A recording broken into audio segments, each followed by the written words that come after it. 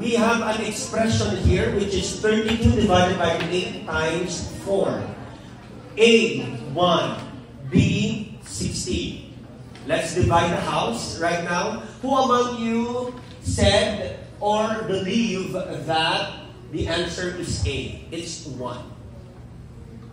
Yeah, ang dami. 1, 2, 3, 4, 5, 6. Okay, almost half. I can say that almost half in this house answered 1. How about 16? Answered 16. Ano, medyo kukunti lang yung 16.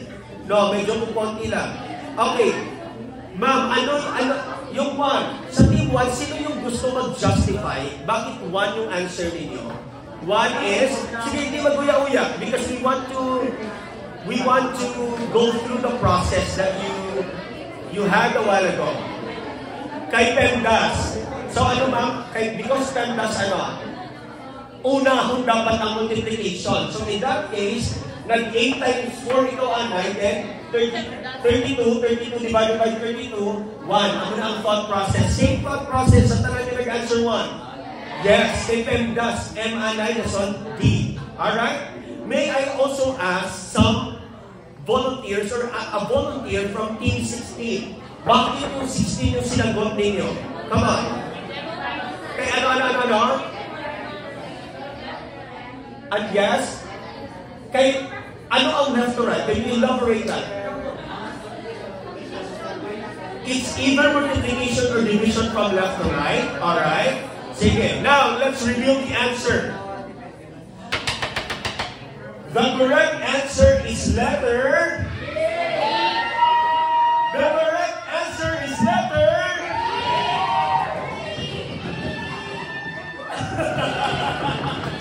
The correct answer is letter B.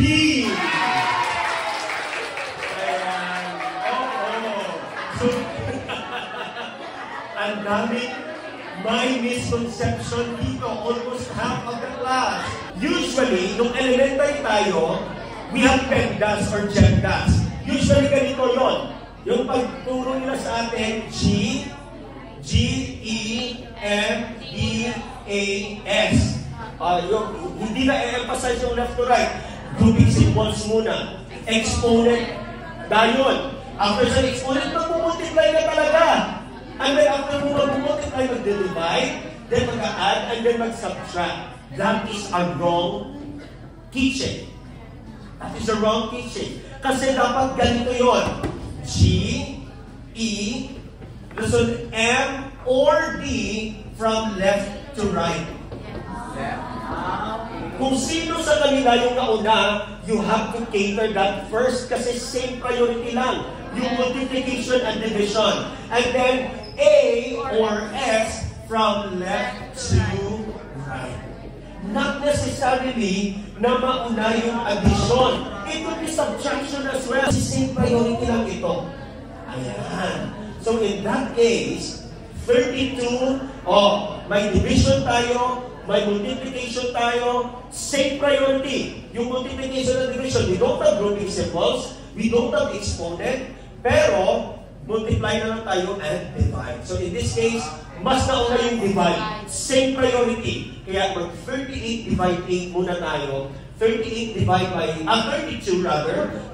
8 is 4. Then 4 times 4, 16. Naintindihan?